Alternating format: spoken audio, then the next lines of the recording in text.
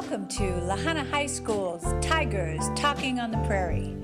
This is just an experiment that my senior English class is doing. They're looking at their writing, they're talking about the process, and then sharing their written work. It's an effort to expand our audiences, to find a real-world audience. It's an opportunity for us to get out there on the internet and shape the world. So we hope you enjoy this Tigers Talking on the Prairie.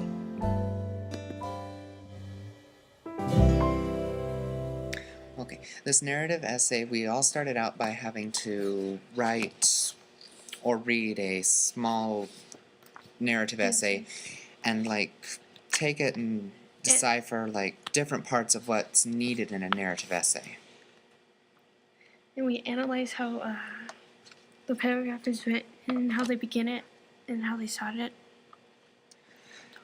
We've learned a lot of details about other people's narratives, and we've also learned how to make our narratives look 3 times as better.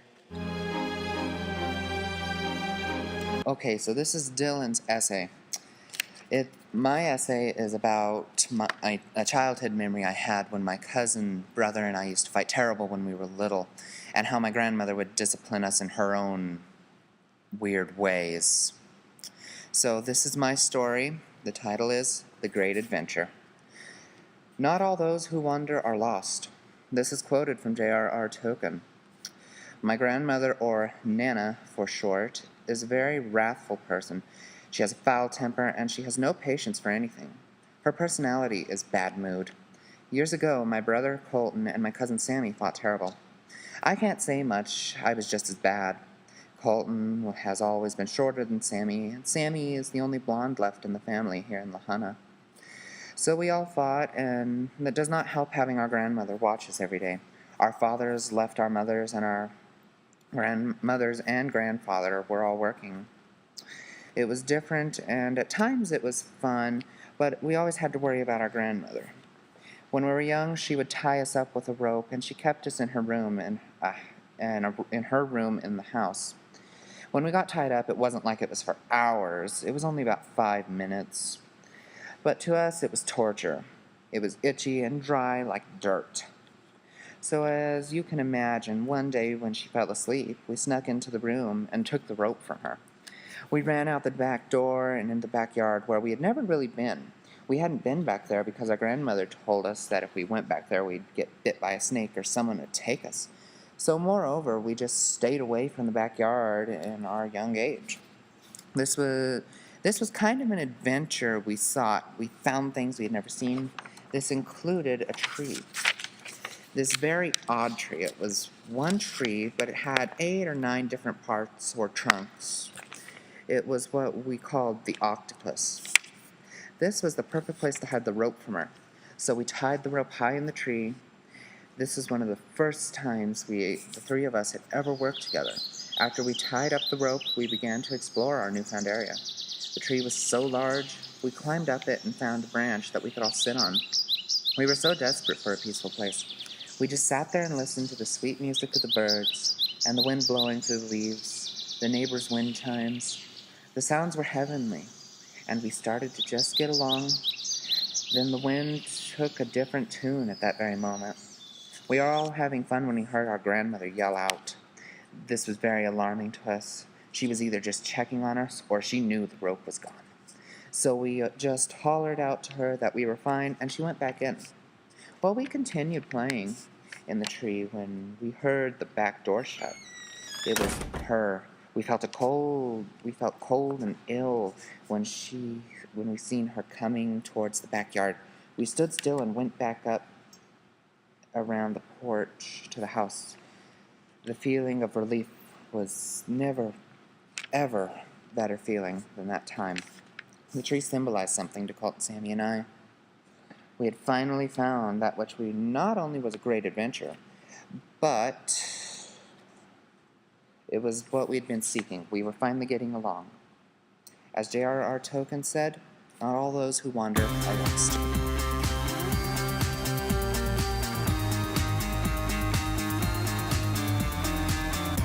My name is Tryston Medina, and my story is how I met friendship through a lovely little camp in Denver, Colorado. It took me a whole lot of learning and experiencing a whole lot of stuff I didn't know had existed. And this is my story. Happiness often sneaks in through a door you didn't know you left open. A quote that was written by John Barrymore.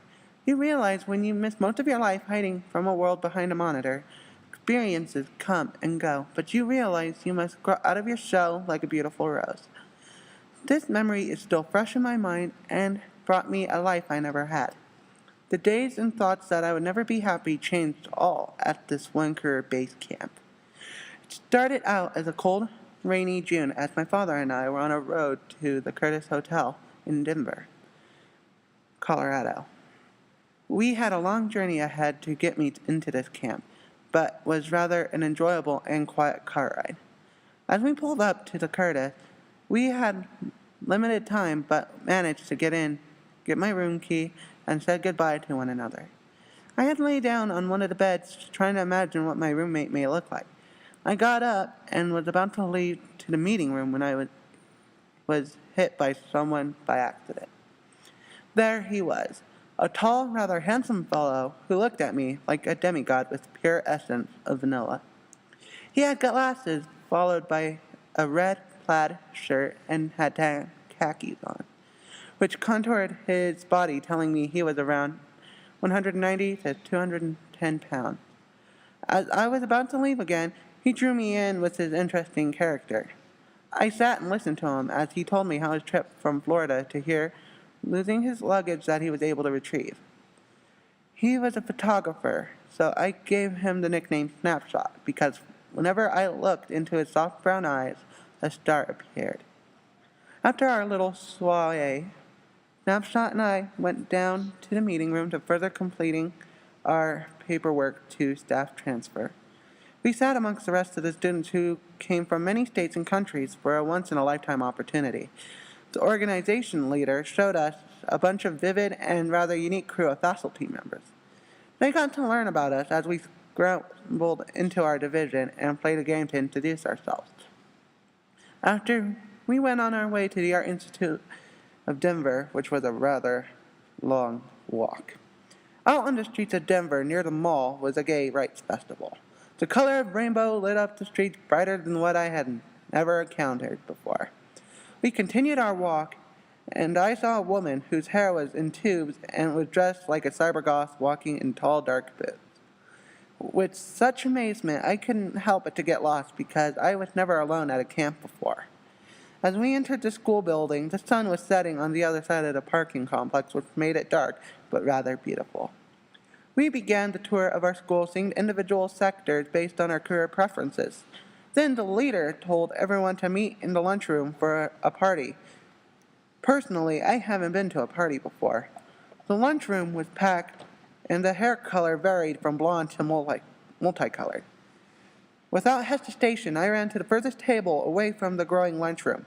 I sat quietly and ate with the fear of, if I was not noticed, nothing bad would happen to me or to someone else.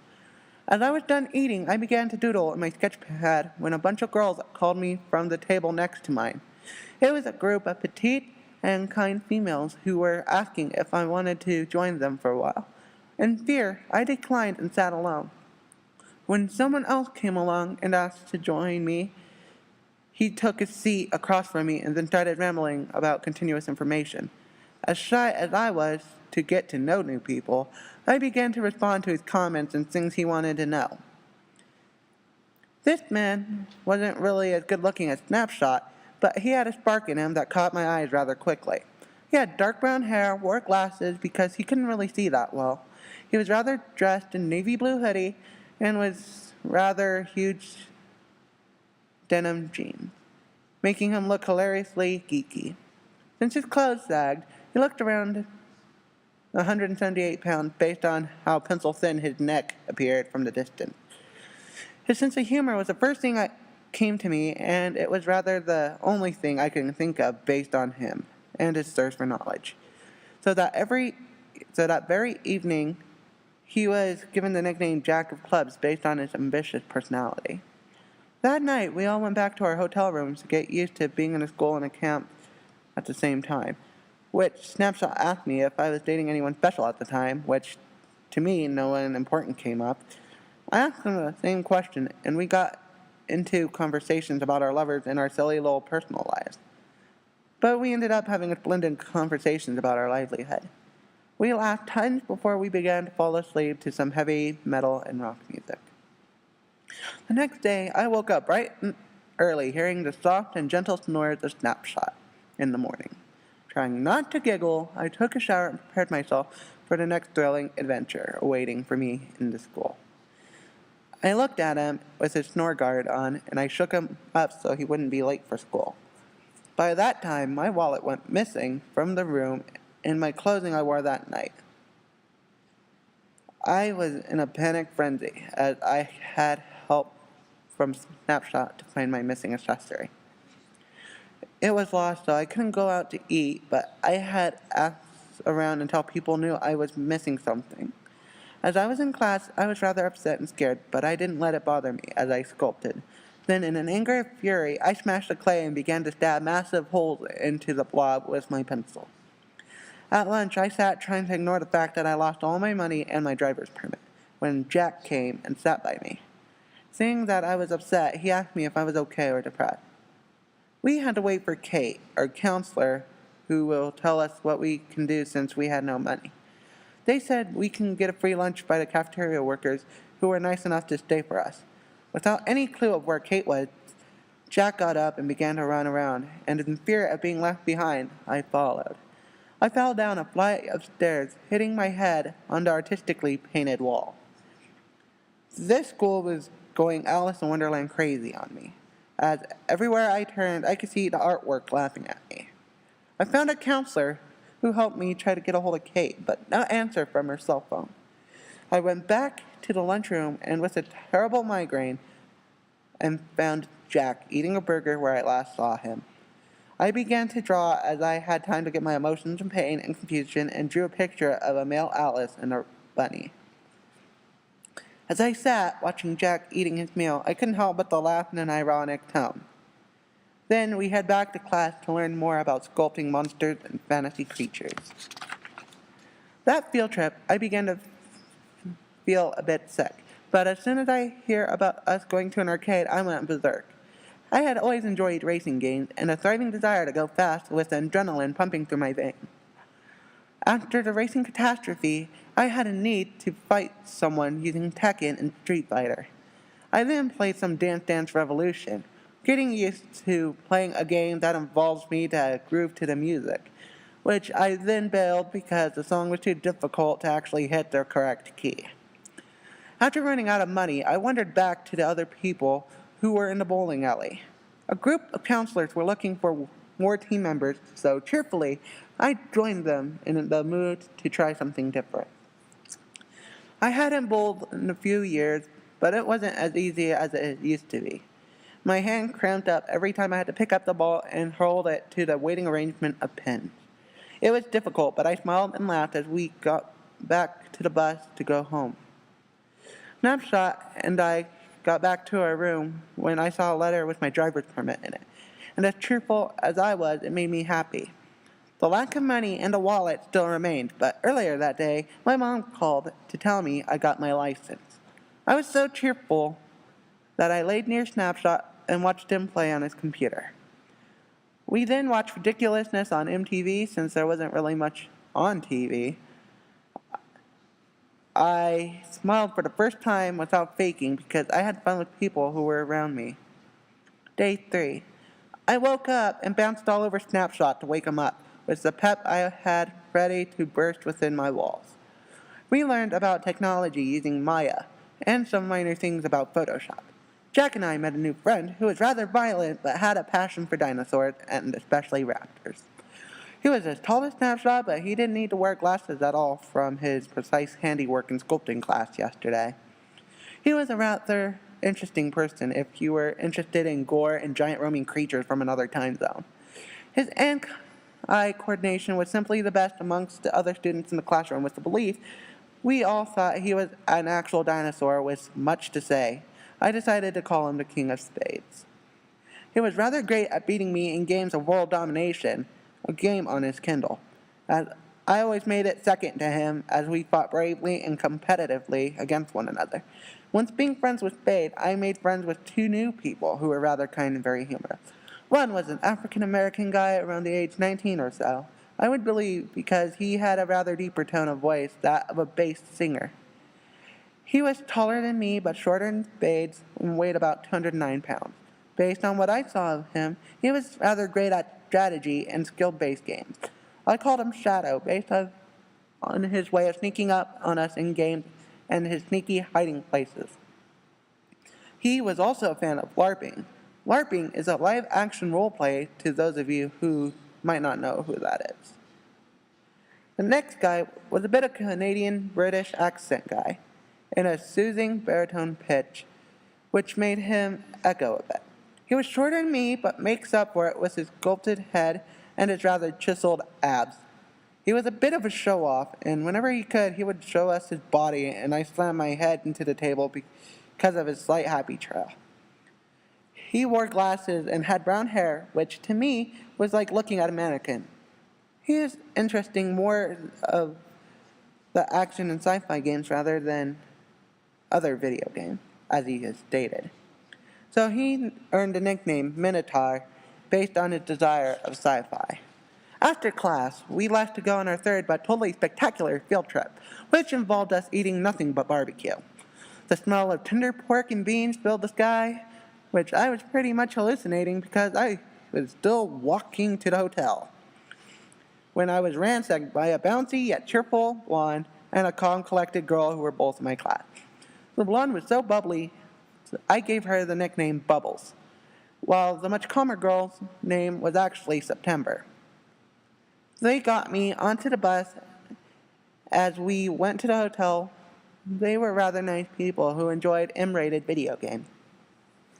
We had barbecue at the tour of the dormitory, which was rather small but made up for sizing the entertainment room. I sat and drawn people as they played pool, watching TV, and playing foosball. After which, we left the bus and had a long trip to the hotel where we can go out and roam around the mall. I came back seeing Snapshot and his group of peers, and I left to see what was out there in the mall. I returned to the room much later to watch some TV and relax my muscles from the daily pain I had gotten from moving around a lot. The next morning, I woke up using my daily routine of waking up Snapshot, going to the school bus, and waiting for the fifth time. Nothing really good happened that day, just relearning the events from half a week ago. We had rather a slow day, but it was nothing no one could have handled. That is where the counselors lied to everyone and actually said we were going to E-Liches. Rather bored out of my mind, a quick drawing to capture the vision I never thought of. When the boredom got stronger, I left the building to see outside of the amusement park. It was rather small, but it surprised me seeing the little game stands and the roller coasters. Without fear, I wandered the place until I got lost in a land filled with children, but was rather happy seeing the children smile and play amongst the park. They all had smiled in joy of being in a big, wonderful place. That night was a rather scary one because I was dumb enough to look at scary urban legends. If it wasn't for Snapshot, who saw me trembling that night, I wouldn't have been able to sleep. He became a knight in armor and came to my rescue by saying everything will be all right. He protected and cared for me plenty of times before, but this was even more emotional. He was a true friend to say that he would help me keep safe if it hurts both of us. Sadly, the last day had come, and it made me rather sad I had to leave them. They found me in a great place, which made me happy to know that I had great friends, especially in a career-based camp for video games and other amazing careers. But the most precious memories and times came back when you are having fun. Happiness often sneaks through a door you didn't know you left open, as said by John Barrymore. The experiences, the friendships, and the silent emotional responses. They taught me a valuable lesson in video games and friendships. They had made me happy with their companionship. They will always be in my heart even if they're too far away. In video games, we will always be together no matter how far the connection.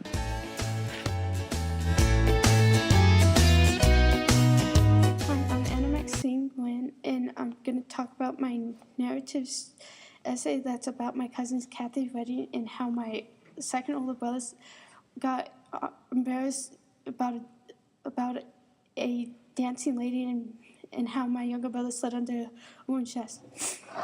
I remember my cousin's Kathy's wedding like it was yesterday. The invite, my cousin Kathy's wedding came weeks before the wedding date. The wedding date was on September 18, 2009, which shared the same date of my Aunt Leslie's birthday. The place the wedding was held was in Glenwood Springs. I never knew where this place was, so my dad made me find Glenwood Springs on the Colorado Weeks. Weeks have gone by, and the wedding date came closer. My family and I left weeks before the wedding date. I ride with my cousin Michelle in a car that was compact with 6 people in a car that was fit 5 people. We stayed the night at my Aunt Leslie's house, which was in Monument, Colorado. Morning, my cousin Michelle, my dad, Connor, Evan, and Noah, and I ride up to Glenwood Streets. As hours gone by, the view of the mountains was beautiful. As my older brother took pictures of the view, the car was loud, so Evan, Owen, and I go to sleep to pass the time. When we woke up, we were an hour away from Glenwood Springs. The hotel that my cousin Kathy chose for the whole entire family to stay at was Hotel Colorado. Hotel Colorado was a historical place because President Theodore Roosevelt stayed there. As we got closer to the hotel, my brothers and I explored the whole main floor of the hotel. Evan found the gift shop in the hotel. We wanted to check out the gift shop, but my cousin Michelle had the key to the room. We checked on the room and we started unpacking the car. My brothers and I were playing around because we were extremely happy. Once the bags were unpacked with ourselves, I looked outside and saw the beautiful hot springs. My dad told us that the hot springs are 100 years old. The hot springs were used by the Ute Indians, and that the Yapapa hot springs vaporized caves were historical underground steam bath. My little brother got in trouble because we were being loud and running around. So Owen and I had to stay in the room, but my dad, Connor, and Evan got to explore the shops downtown. Owen and I got bored, so we tried to watch some television, but we couldn't watch it. So we started playing games with each other. When Connor and Evan came back from downtown, they had new books to read. Owen and I's face discussion was sad because we couldn't leave the hotel room. As day turned into night, we all had to rest for the big day for my cousin Kathy's wedding. As we woke up, the rest of the family was there. There in the hotel, so we got ready for the wedding. My dad and brothers were wearing a button-up t-shirt with tan dress pants with brown shoes with a blue tie. I wore a black dress that had a white bow on it and black shoes. The whole entire family was dressed. We went down to go see what the wedding venue was going to start at. The venue was outside. You could smell how the outside area was like up in the mountains. As we started to watch the bridesmaids and grooms walk in, the music started for my cousin Kathy to walk down the aisle. My cousin Kathy was beautiful and it fit her right. My Uncle Ron tried to fight back his tears that he couldn't hold them back. The groom said his vow and Kathy started crying. Then she said her vow and we watched them walk down the aisle to their new life. The wedding reception was inside the hotel. Outside the door where the wedding reception was, there was a picture held of cousin Kathy and Dan. So people signed around the picture so Dan and Kathy can remember this. As everyone found a table to sit at, the DJ announced Dan and Kathy coming into the reception. As a few minutes gone by, it was time to eat. Everybody done eating, the dance floor was open. Almost the whole entire family got on the dance floor. As one of Dan's family members was dancing for her husband, Evan thought she was dancing at him, so he backed up into the column and tried to hide from the woman. His face expression was priceless. Cousin Kathy and Dan's wedding cake came out. It was a red velvet cake with white frosting and rose on with it on the cake was roses. So everyone liked how the cake looked and tasted. As time goes by, and as Owen had fun ways too much on the dance floor, he went under a lady's dress, and the lady was scared that Owen went under the dress. My family and I was laughing at what he had done. As a lot of guests leave, four of my cousins, Owen and I, picked at the rose after the cake was gone. We got all the roses and put them together for Kathy to have. My dad made my brothers and I go to bed, but Dan wanted to keep Owen on the dance floor. My dad said no because he needs to sleep. As my cousins bung up all the roses that my four cousins and Owen and I put together because we wanted Kathy to have them. So we slept. The next morning, we packed up all the stuff into the car. We stopped at IHOP to eat some food before going back to Aunt Leslie's house. We ran into Dan and Kathy at IHOP. We said our last goodbyes to Dan and Kathy. So Owen and I rode back in Aunt Leslie's car. Owen and I fell asleep in the car until we got to Aunt Leslie's house. That same day, Michelle drove my dad, my brothers, and I back home. To this day, I can still remember my cousin Kathy's wedding like it was yesterday. So each time on September 8th, and I remember the wedding, like Evan backing up into the car, Owen going underneath the ladies' dress, and how I still have the roses from the wedding.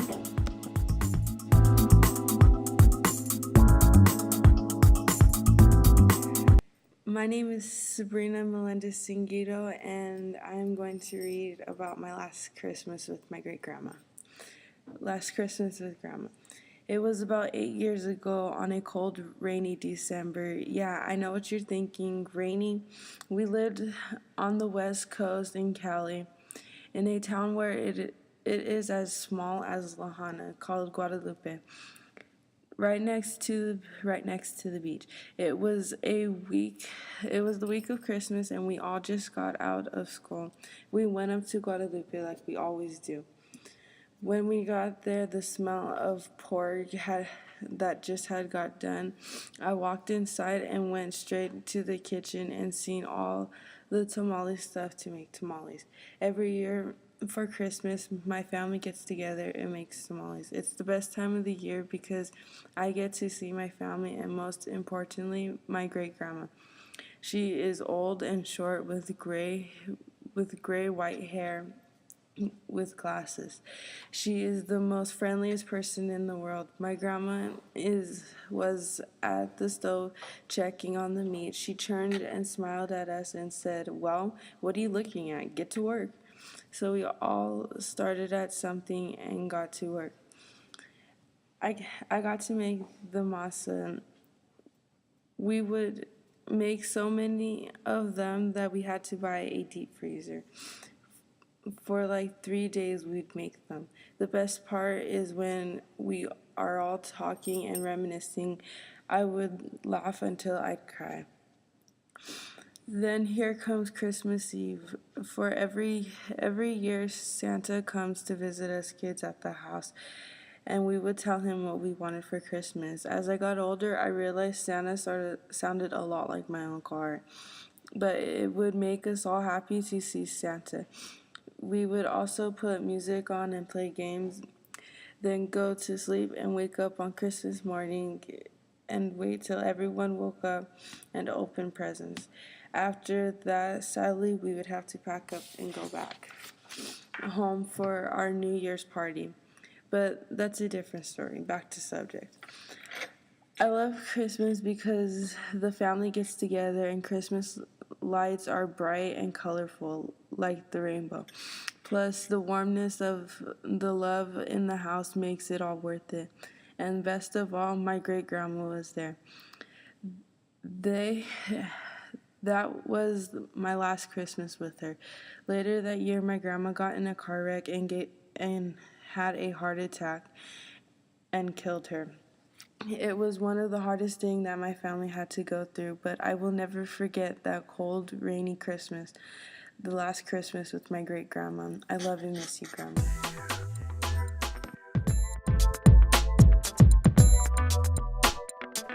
This has been a project of La Junta Junior Senior High School in La Junta, Colorado.